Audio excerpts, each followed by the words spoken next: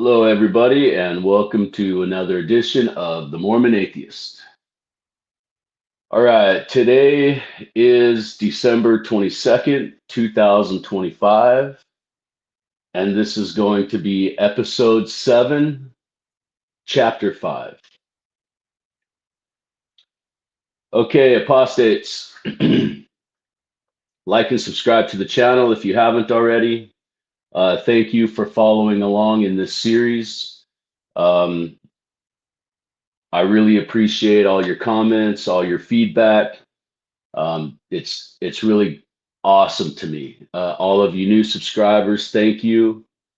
I want to give a shout out to all you Aussies out there. All you Aussies, how are you doing out there? Thank you for subscribing. Thank you for watching. All of my friends over the pond, thank you. Appreciate it.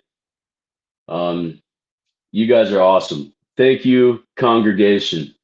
Thank you for subscribing. Thank you for watching. Thank you for spreading the word.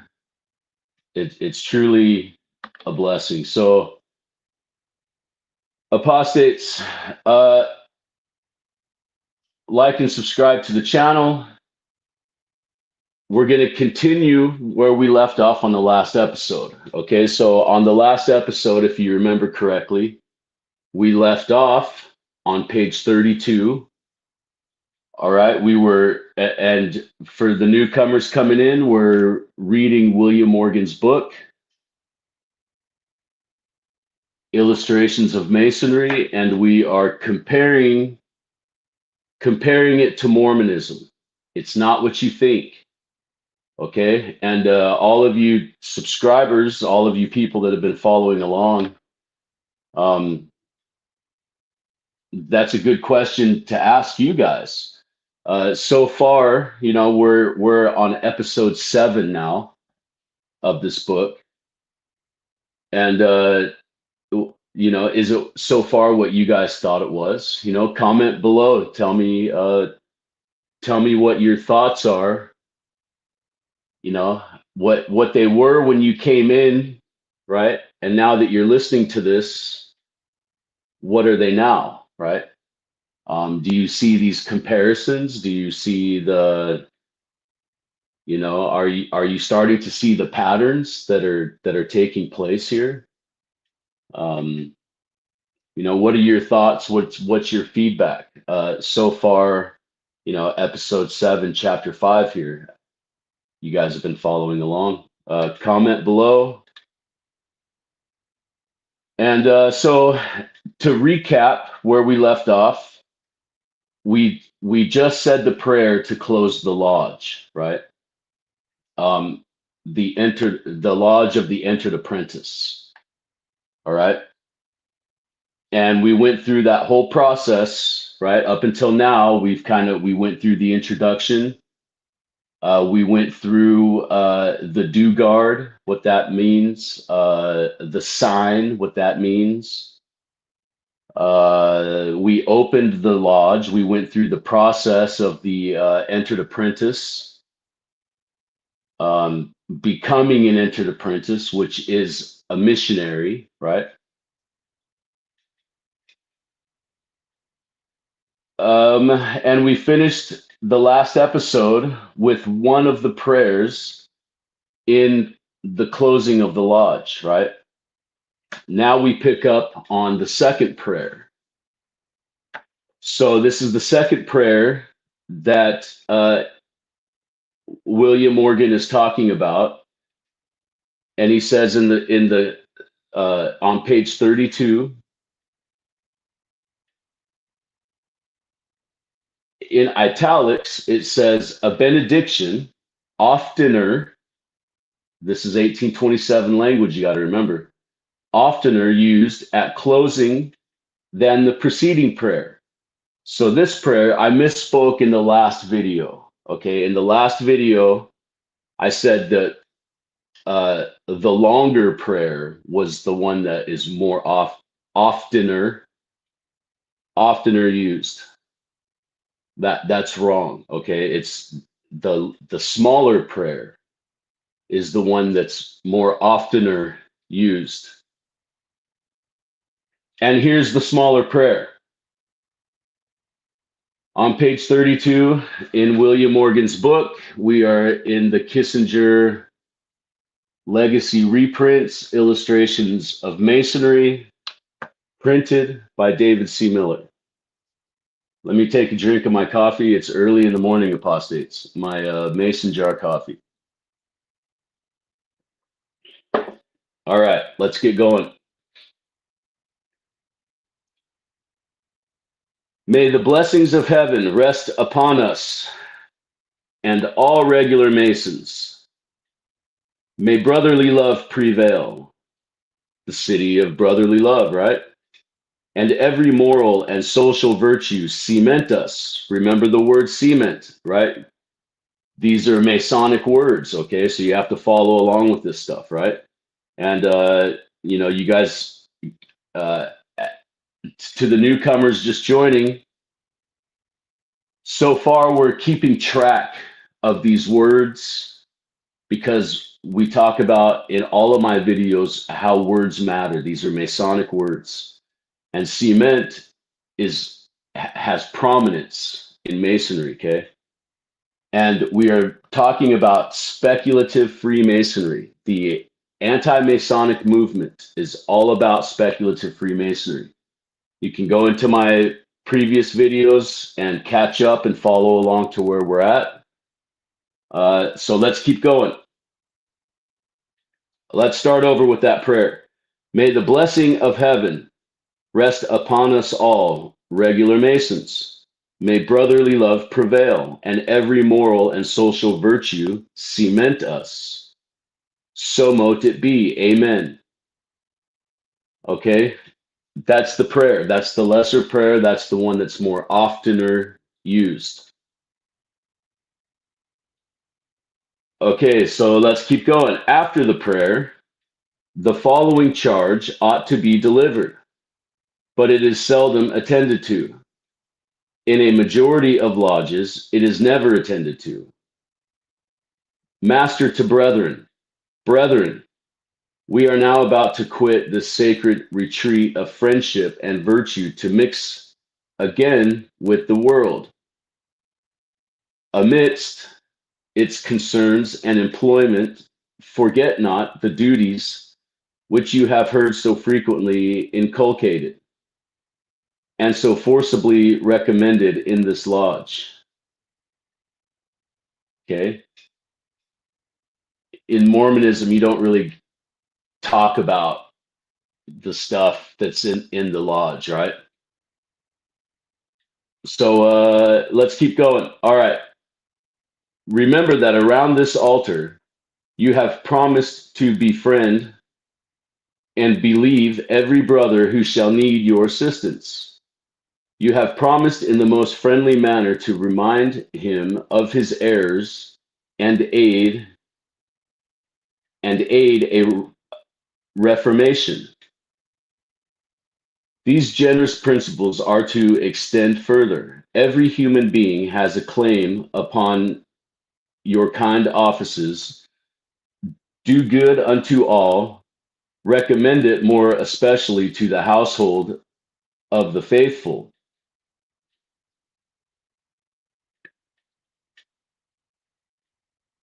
Okay, we're going to pause right there, apostate congregation. Hang tight for 2 seconds. 2 seconds.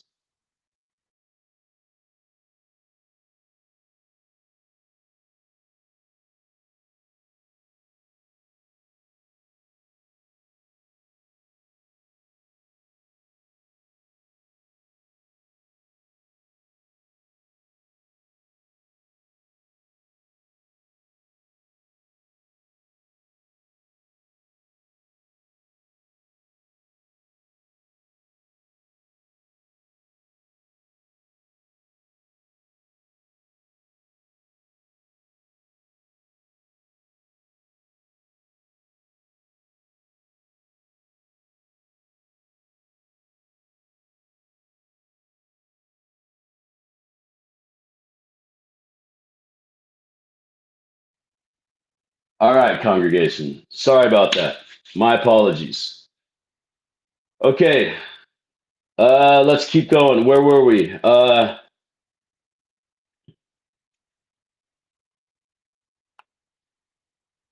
Okay, let's keep going. Remember that around this altar, you have promised to befriend and believe every brother. We already read that.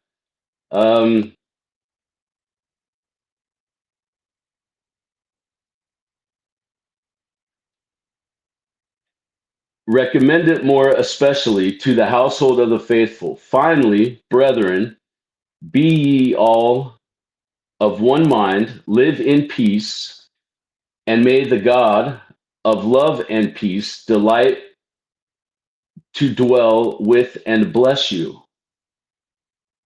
In some lodges, after the charge is delivered, the master says, brethren, form the square in italics. Okay, and that's in quotations. Brethren, form on the square. Form on the square. When all the brethren form a circle, the master, followed by the brother, except in using the words, says, and God said, let there be light. And there was light. Right? Remember, that's the Morgan quote, right? In the very beginning of the book, that's the Morgan quote. At the same moment that the last of these words drops from the master's lips, every member stamps with their right foot on the floor. And at the same instance, bring their hands together with equal force, right? Boom. And in such perfect unison with each other, that persons situated so as to hear it would suppose it the precursor of some dreadful catastrophe. This is called the shock. It's in quotations and italics. The shock. Okay. I love this. I love the way that these authors in the 1800s write. Having described all the ceremonies and forms appertaining to the opening of a lodge of entered apprentice masons, setting them to work, initiating a candidate, and closing the lodge. That's what all of our chapter 1 to chapter 5 so far has been about. Okay, right there. Having described all the ceremonies and forms appertaining to the opening of the lodge of entered apprentice masons, setting them to work, initiating a candidate, and closing the lodge, I will now proceed. Okay, so now we're going to move on. Okay, so here we are starting a new phase, if you will. Okay. So all of you following along, mark this. This is the end of the apprentice lodge. I will now proceed to give the lecture on this degree. It is divided into 3 sections. The lecture is nothing more or less than a recapitulation of the preceding ceremonies and forms, by way, in italics, of question and answer, and fully explain the same.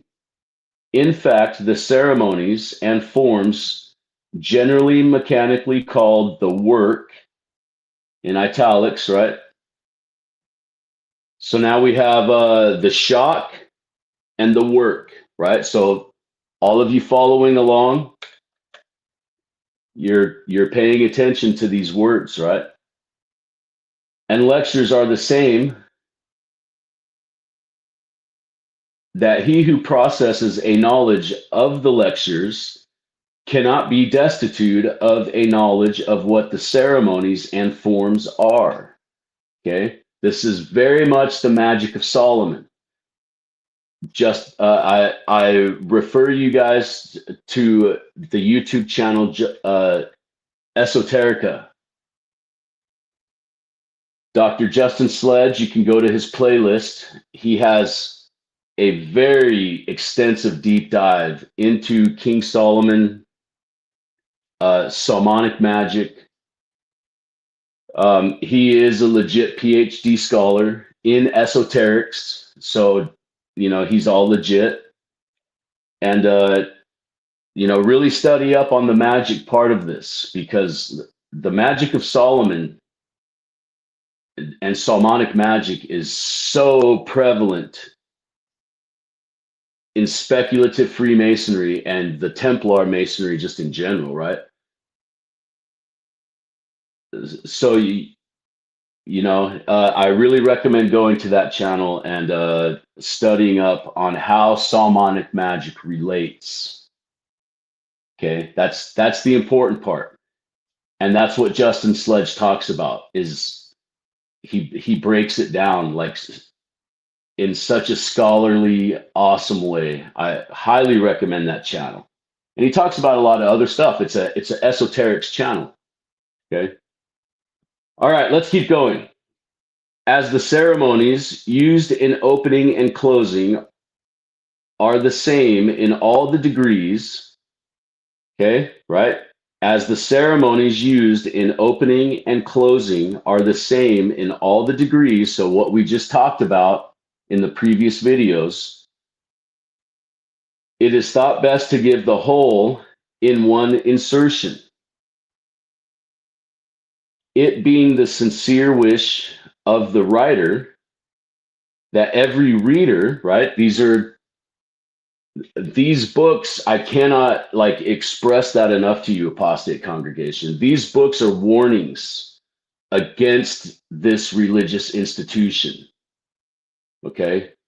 In 1827, the entire anti-Masonic movement is about this institution, this religious institution of Masonry, the Church of Masonry. Okay? And throughout these books, they all talk about the reader. They're talking to the future people, because they know that they know it's too late. In the 1820s, do you understand me? In the 1820s, they're telling you it's too late. It's already this big. Look at it today. Okay? The Church of Masonry, look at it today. The LDS Church. It being sincere, it being the sincere wish of the writer, that's William Morgan, that every reader, that's me and you, get this message out, share this video. That's why this is so important, is because they've been telling us this for 200 years. And until this channel, nobody has ever talked about this. Should perfectly understand all the formulas of the whole Masonic fabric, as he then will thereby be able to form correct opinions of the propriety or impropriety, advantages or disadvantages of the same. All right, do you understand me? They're telling you, read the book and come to your own conclusions, right? Because you remember in previous pages and previous videos, he says the same thing. I leave it up to the reader, right? What does he say?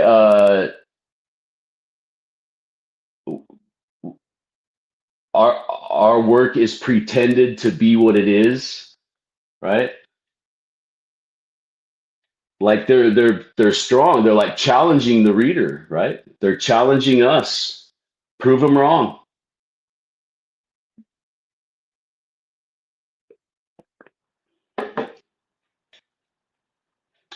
All right, let's keep going.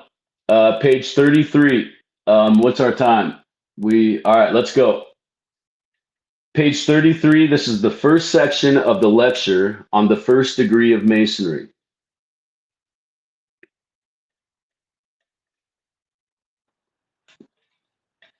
All right, from whence come you as an entered apprentice Mason? Okay. From whence come you as an entered apprentice Mason? That's the question.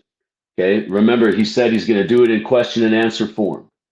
All right, now remember in your Testaments of Solomon, right, when he's talking about the demons and he throws the ring at the demons and he brings the demons back and he questions them, right?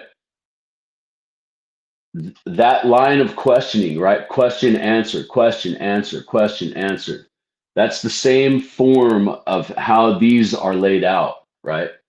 Question, answer, question, answer, question, answer. Okay. So it's very, very important that you read the Testaments, the Testament and the treaties of Solomon and understand them and what they're telling you. Okay. Okay. Let's keep going. First section of the lecture on the first degree of Masonry. From whence come you as an entered apprentice Mason? From the Holy Lodge of St. John at Jerusalem. What recommendations do you bring? Answer. Recommendations from the worshipful master, wardens, and brethren of that right worshipful lodge, whom greet you. What comest thou hither to do? Answer. To learn to subdue my passions and improve myself in the secret arts and mysteries of ancient Freemasonry. Okay? Do you understand me?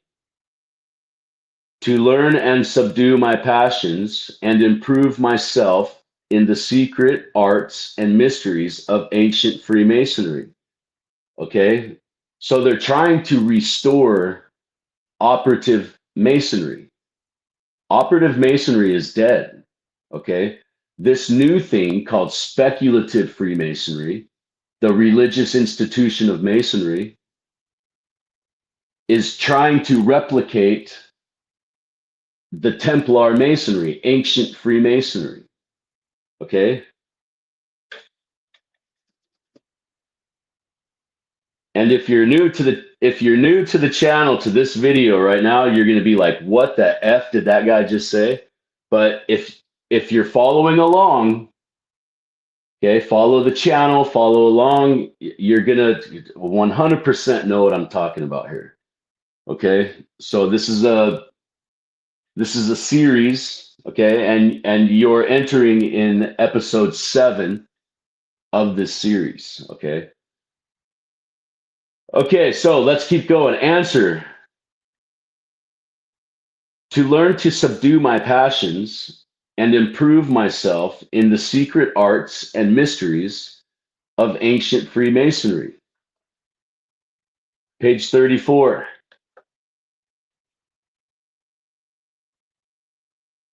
You are a Mason then, I presume?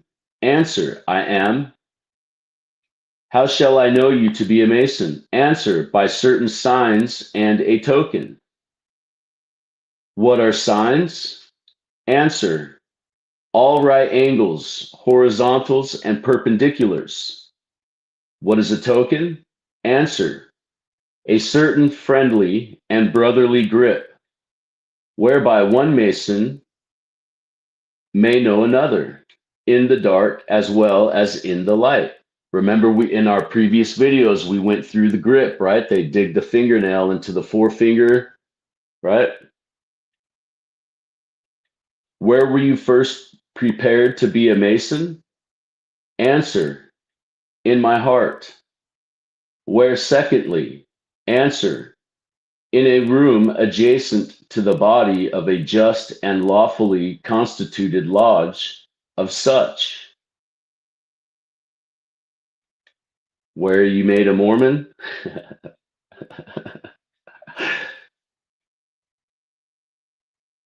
How were you prepared? Answer, by being divested of all metals, neither naked, not clothed, barefoot, nor shod, shod, hoodwinked, right? Hoodwinked means they put a cloth. This is 1827 language. So hoodwinked in this context means they put a cloth over his eyes, right? He's hoodwinked. They put okay. Remember I showed you the picture, right? Here, shit, I got to show you the picture. All right. I'm so notorious for losing my place. Here we go. There's the picture. And he has the cloth over his eyes, right? So right there, he's hoodwinked. That's what hoodwinked means. In this context,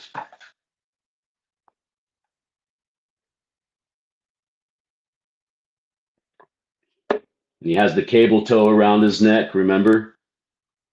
Okay.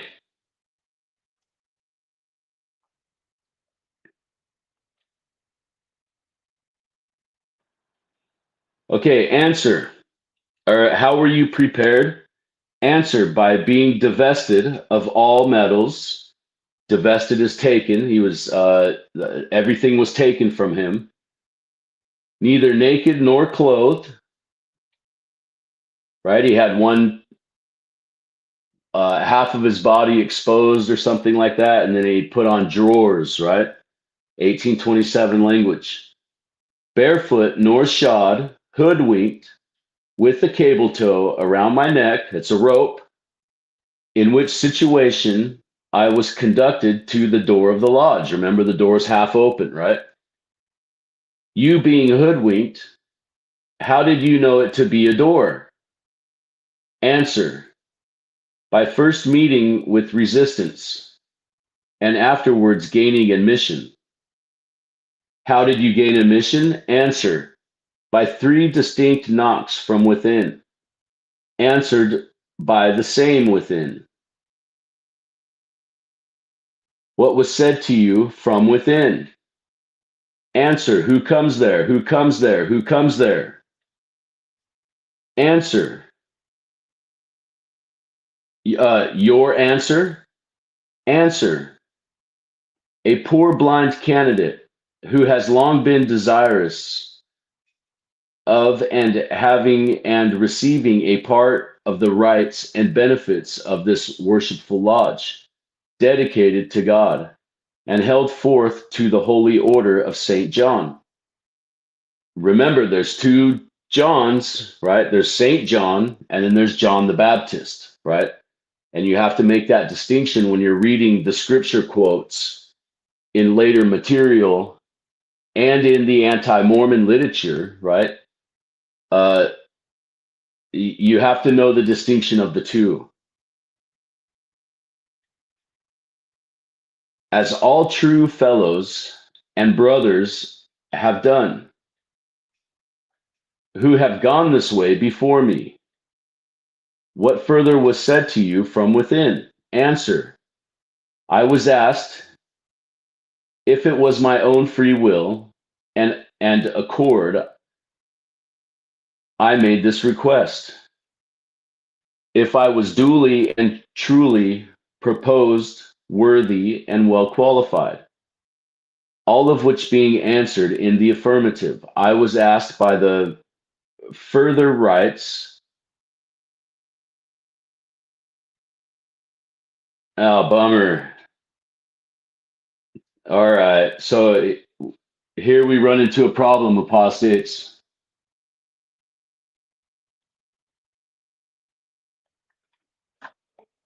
Yeah. So right here is the word, right? It starts, and then over here, as you can see, it's all faded out. So unless you guys can pause that and read it and see what it says for yourself right there, but I cannot read that. It looks like it says miles long. IX something miles long.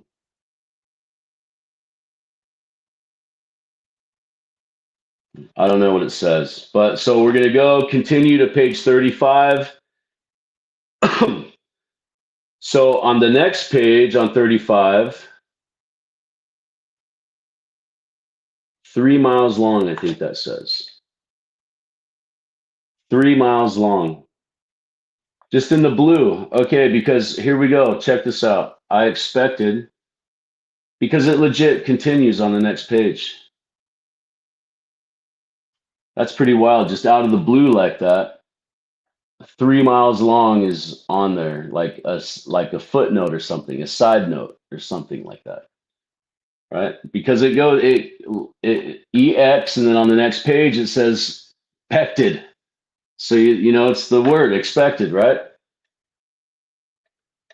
Nothing like that has happened so far. All right, well, let's keep going on. We'll just make a little mental note of that. This is Masonic, keep in mind, okay? All right, let's keep going. Page 35. I was asked by what further rights I expected to obtain so great a favor or benefit. Your answer? Answer. By being a man, freeborn, of lawful age, and well recommended. What was then said to you? Answer. I was bid to wait till the worshipful master in the east was made acquainted with my request, and his answer returned. After his answer was returned, what followed? Answer. I was caused to enter the lodge. How? On the point of some sharp instrument, pressing my naked left breast in the name of the Lord. How were you then disposed of? Answer. I was conducted to the center of the lodge and there caused to kneel for the benefit of a prayer. After prayer, what was said to you? Answer. I was asked to whom I put my trust. Your answer? In God. What followed? Answer. The worshipful master took me by the right hand and said, since in God you put your trust, arise and follow your leader and fear no danger. How were you then disposed of? Answer. I was conducted 3 times regularly round the lodge and halted at the junior warden in the south, where the same questions were asked and answers returned as at the door. Remember the door. How did the junior warden dispose of you? Answer. He ordered me to be conducted to the senior warden in the west, where the same questions were asked and answers were returned as before. How did the senior warden dispose of you? Answer. He ordered me to be conducted to the worshipful master in the east, where the same questions were asked and answers returned as before, who likewise demanded of me from whence I came and whither I was traveling. Your answer? Answer. From the west and traveling to the east. Page 36.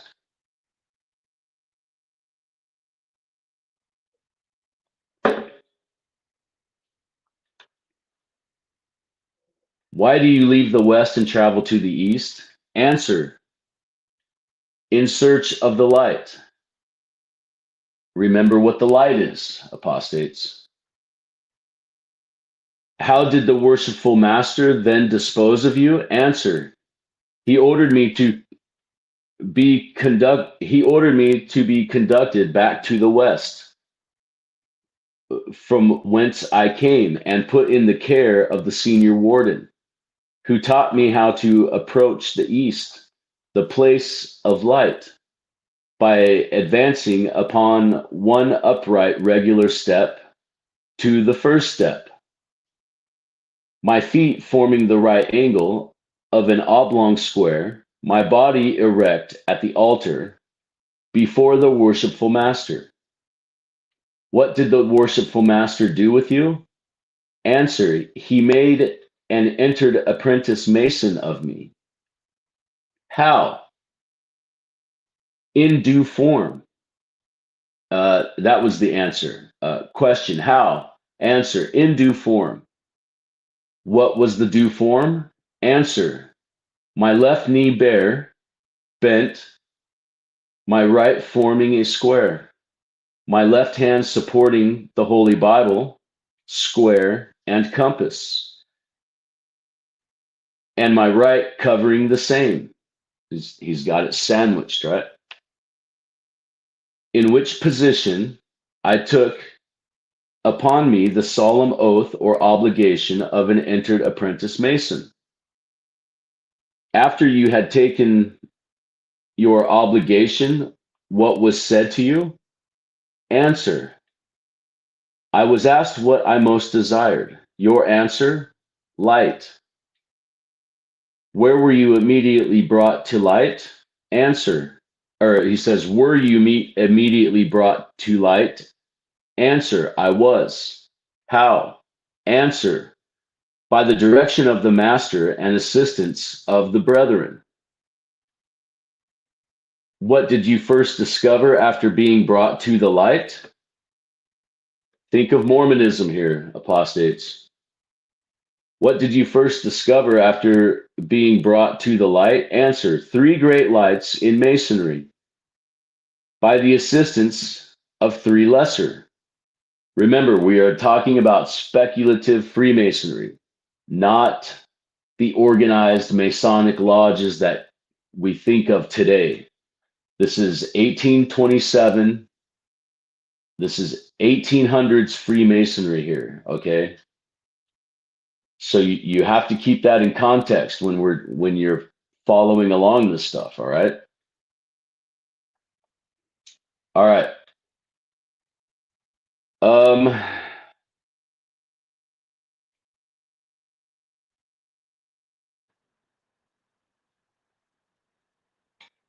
What were those 3 great lights in Masonry?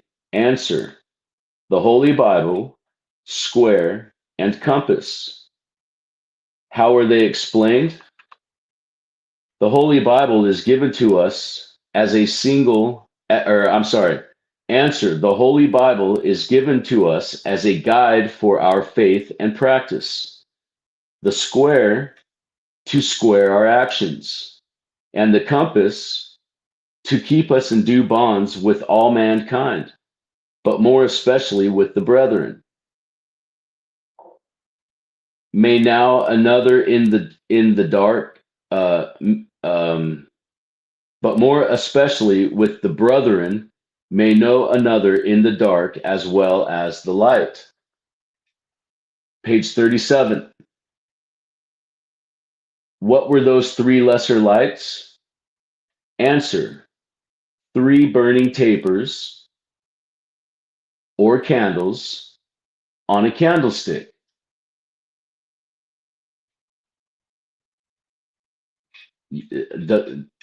The magic elements is all throughout this, okay? The Solomonic magic elements, the magic of Solomon, okay? What do they represent? And here we go. We're going to get into it. And okay, so these are the lesser lights, the 3 lesser lights. What were those three lesser lights? Answer: three burning tapers or candles on candlesticks.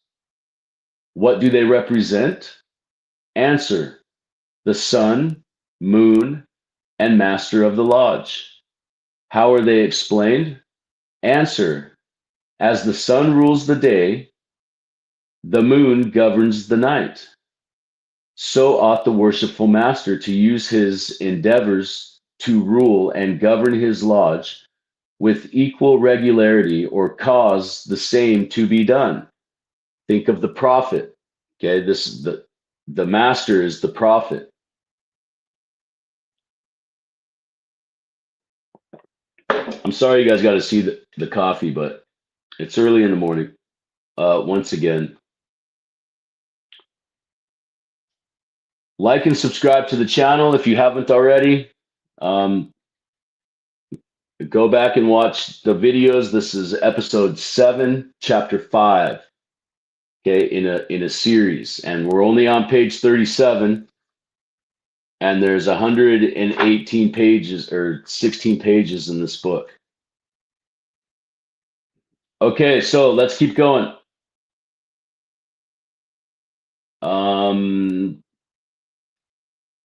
What did you next discover?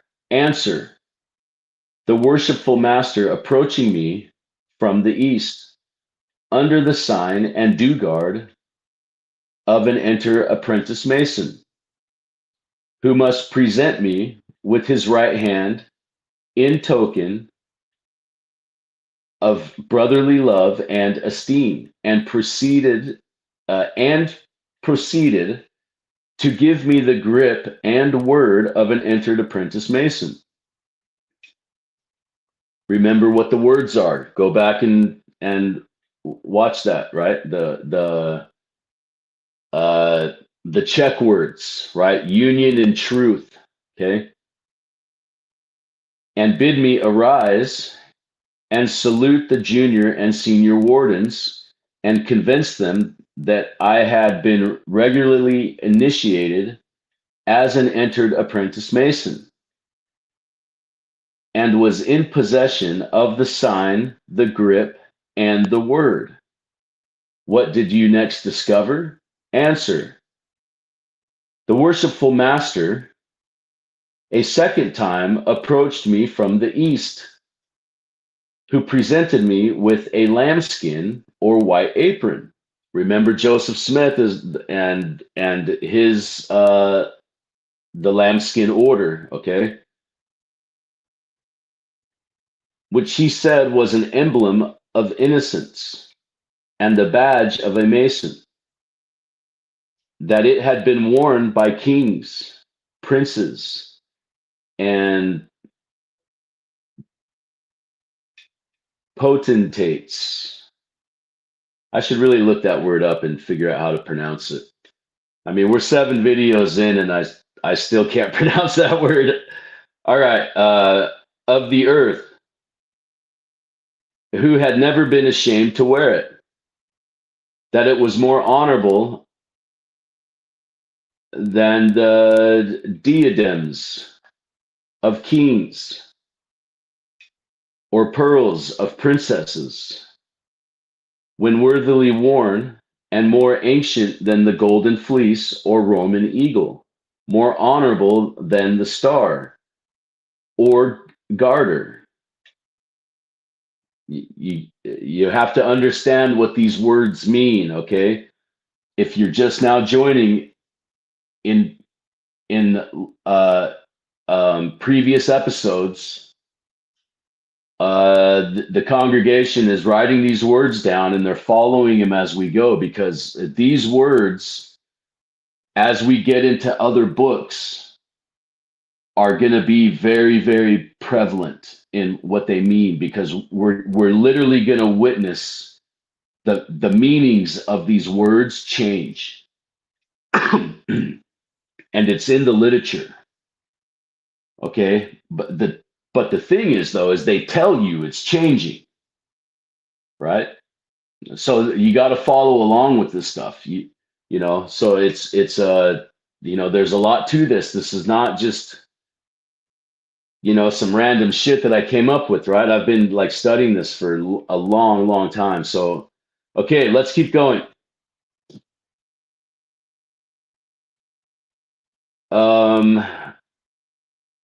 And more honorable than the star or garter or any other order that could be conferred upon me at that time or at any time thereafter, right? Your allegiance is to the order. As a Mormon, your allegiance is to the church, first and foremost, right? Your loyalty, the loyalty, that's what these people are talking about.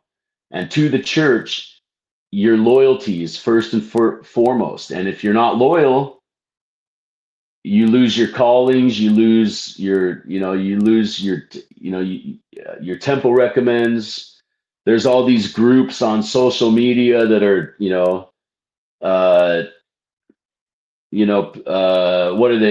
what's the word to call them, right? Like these predators that are on social media that go around spying on members.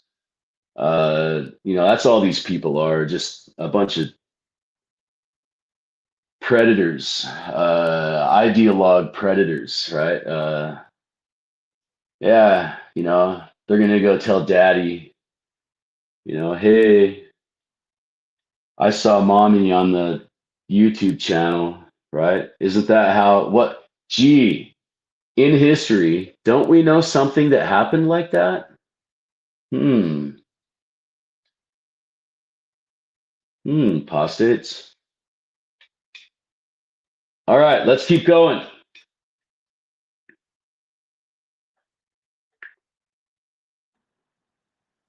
These people are warning us. That's all I can say, right? Is they have been warning us for 200 years, okay? Could be conferred upon me at the same time or any time thereafter, except it be in the body of a just and lawfully constituted lodge of Masons, and bid me carry it to the senior warden in the West. I think that's supposed to say bide, and bide me to carry it to the senior warden of the West, who taught me how to wear it as an entered apprentice Mason, right? His apron. His apron is more important than anything, right?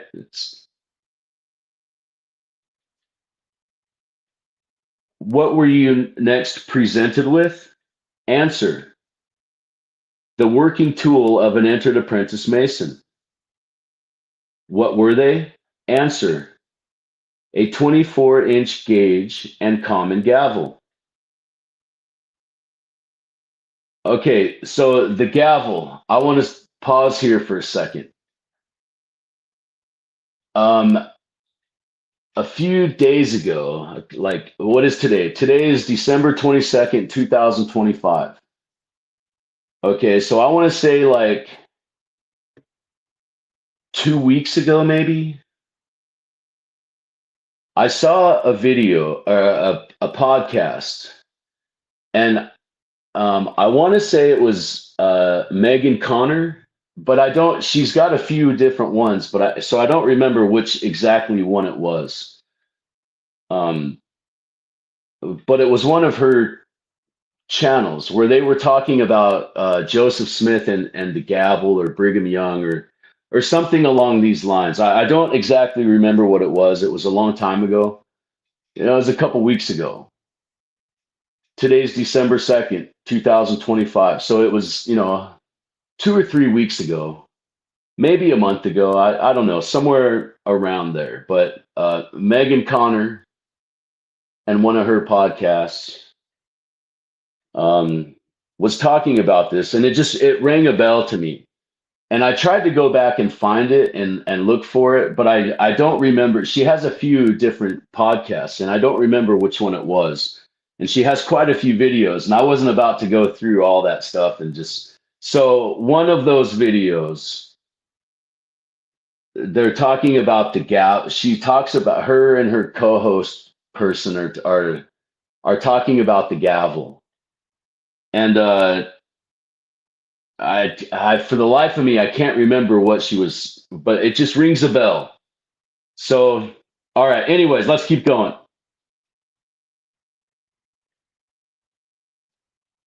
My point is the gavel relates to Joseph Smith and Mormonism.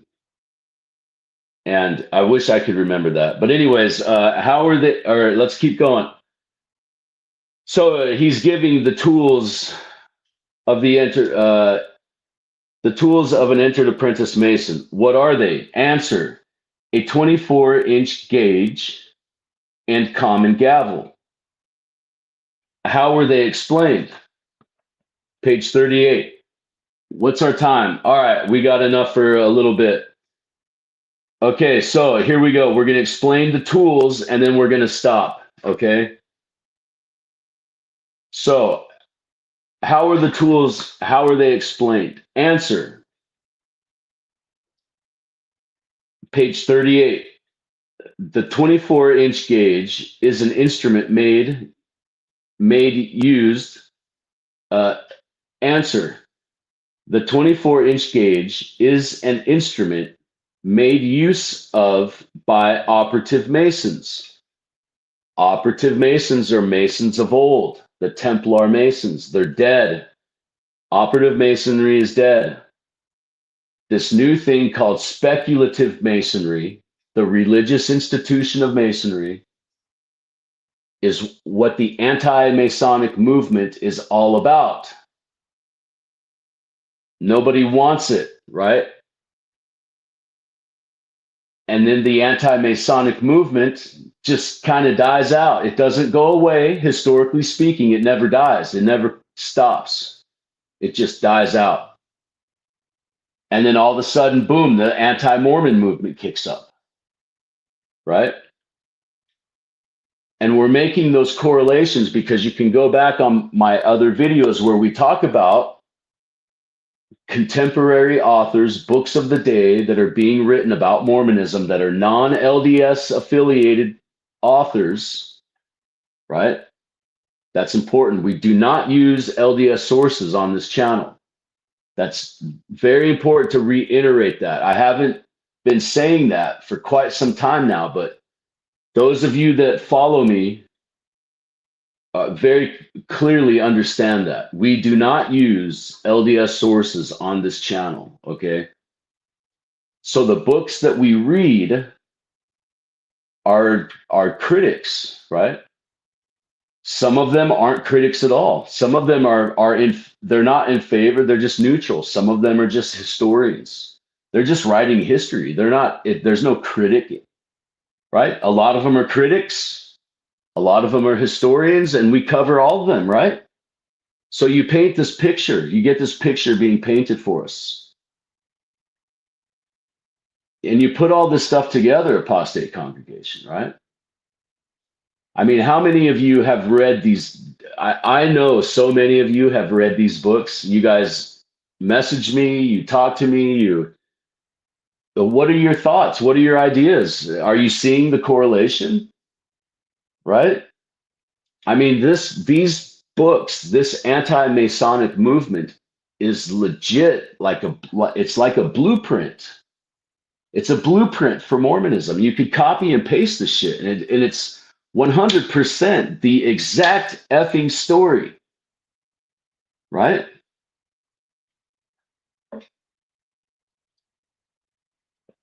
It's bananas. All right, let's keep going. We're almost done with this episode. Okay.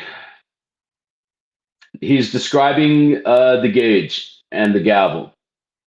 Answer: the 24-inch gauge is an instrument made use of by operative masons, masonry of old, to measure and lay out their work. Okay? He's literally telling you in the language. It's not me making this up, okay? Operative masonry is dead. Operative masonry is masonry of old. used to measure out their work, but we, as free and accepted Masons, okay, we are the new. Do you understand me? This is not shit that I'm like opinion. This is not opinion. It's in the books. It's in the literature, okay? Are taught to make use of it for the more notable and glorious purpose of dividing our time, right? They changed the meaning. They altered it. Do you understand? Freemasonry today is nowhere close to operative Masonry. How can I say that? Because we're only on page 38, Apostate Congregation. And he's already made it very explicit that they don't even know what it is. They're acting this stuff out. They're creating this. Okay? Nobody knows what this is. They are legitimately recreating the Restoration operative Masonry. It is now called speculative Masonry. Okay? Free and accepted Masons. This is the new wording. Okay? This is important because when we get into Bernard and Southwick, they use these words to differentiate what they're talking about. And if you do not understand that, you're going to read these books and think they're legit talking about the same fucking person, the same people. They're not. There is a very, very, very clear distinction between operative and speculative Masonry. Okay? Like, I really want to drive that home, okay? Because that is like such, like that is that is the whole point of this whole thing right there, okay? That is the entire effing point, right? And then they infiltrate the government in the 1800s. That is what the political party of the anti-Masonic movement is about. Okay, you can search this, you can Google this. This is not me. This is legit historical fact. This is fact. Okay, you can chat GBT this. Okay, chat GBT. What was the anti-Masonic movement about?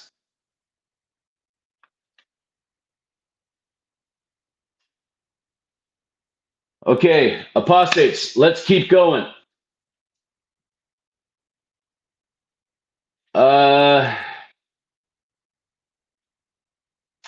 But we as accepted and Freemason, accept free and accepted Masons are taught to make use of it for the divine and noble, glorious purpose of dividing our time. The 24 inches on the gauge are emblematical of the 24 hours in the day, which we taught to divide into 3 equal parts. Do you understand this language? This is present tense language. We taught. They used it, right? That's past tense.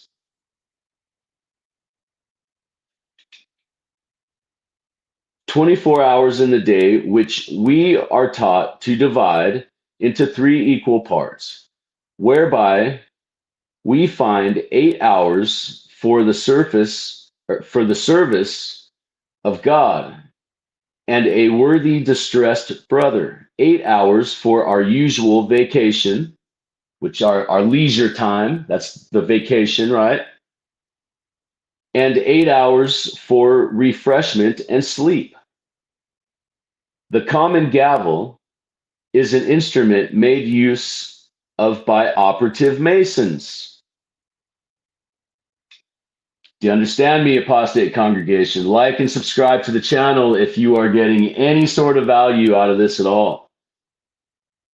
You know, like the videos. This is the only way you can support this channel, is to like the videos. We're not monetized. We will never be monetized. Okay? So the only way you can support the channel is to like and subscribe, share, tell your friends, read the books. The books are what I'm more interested in you sharing. Yes, I want you to share the channel. I need you to get out this information because we're not monetized. So it severely holds us back from all the algorithms, right? So your interaction is the only way that it kicks the algorithms. So like, share, comment, subscribe, all that stuff. Hit the bell. I come on at total random times, so hit the bell so you know when I come on. I did 5 videos yesterday. 5 videos in one day. Yeah. I can only do this one today, though. I might do one later on tonight. I don't know. But anyways, let's keep going. The common gavel is an instrument made use of by operative masons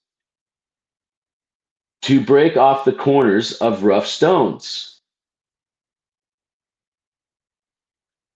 the better to fit them for the builder's use.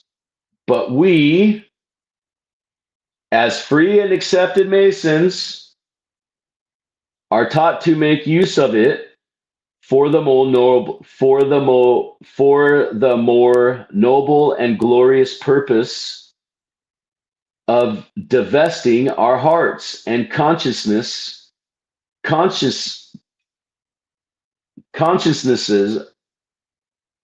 of all the vices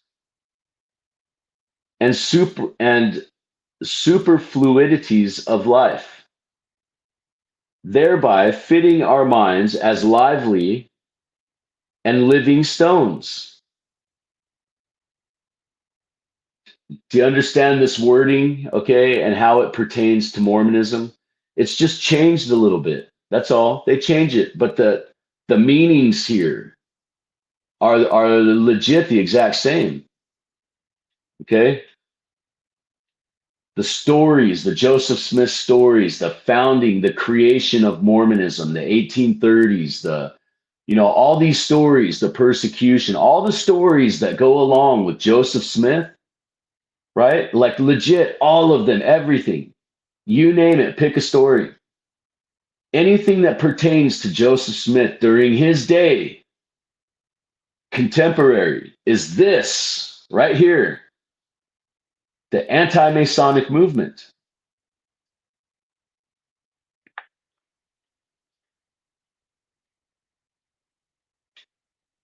But we, as they're creating this thing, right? We, as free and accepted Masons, are taught to make use of it. All right, we already read that.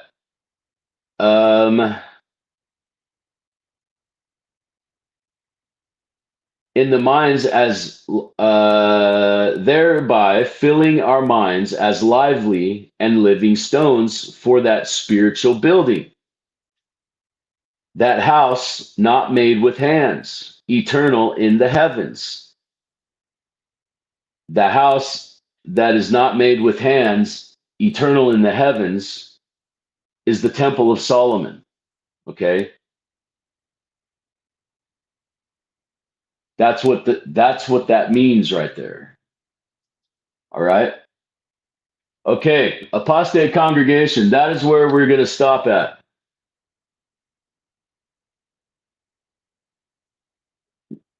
We are on page 38, and we just got done answering the question of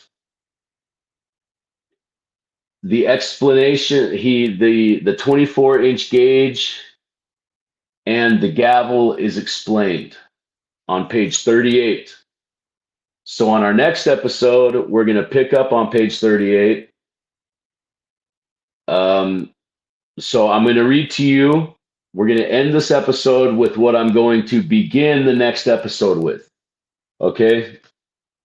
So here we go. This is the next episode. Question. What were you next presented with? Answer. A new name. What was it? Answer. Caution. What does it teach? Answer. You got to tune in next time for the answer, apostate congregation. That is where we are going to leave off. Thank you, everybody, again. Like, share, subscribe. I've already gone through the no monetize thing. So this season, it's December 22nd. You know, I always say like it's the season or whatever. Everybody says it's the season. It's the season. But you know what? F that. F the season. Be a good person all the time. Okay? Don't be a good person just because it's the season. All right? You cheapskate. Be a good person all the time. You're skipping out, right? You're using the season as a cop-out, a crutch, right? Well, what happens in June and July? Did you forget about those days, you know, to be a good person as well?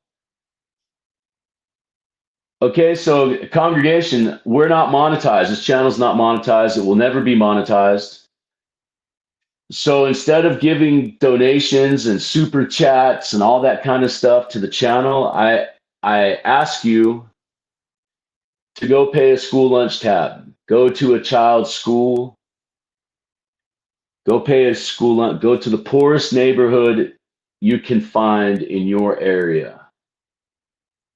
And go pay a kid's school lunch tab. You know, you were just about to give $5 in a super chat to me. So I don't want your $5, but that kid does. Okay, that kid does. You understand me? I don't care if it's December or July. All right? Yeah, always be a good person. Okay? All right, apostate congregation. In the words of the late, great Solomon Southwick, the ashes of Morgan will rise again, apostate congregation. And here we are. Here he is. Here he is. They are warning us about this religious institution of Masonry. The Church of Masonry is legit what they call it. Today, me and you call it the LDS Church. So for 200 years, this has gone totally unnoticed.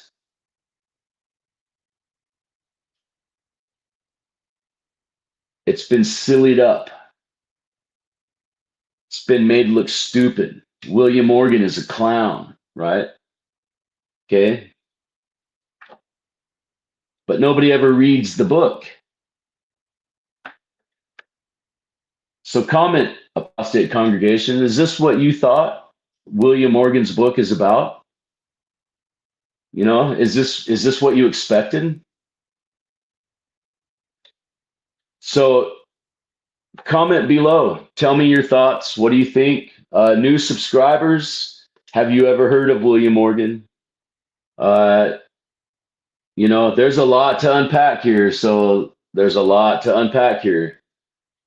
all right, stay tuned. We've gone on way too long, congregation. Stay tuned for the next episode. We're leaving on a cliffhanger. What is his answer? What does caution teach? Answer. It teaches. Apostate congregation, we will see you on the other side. We are William Morgan.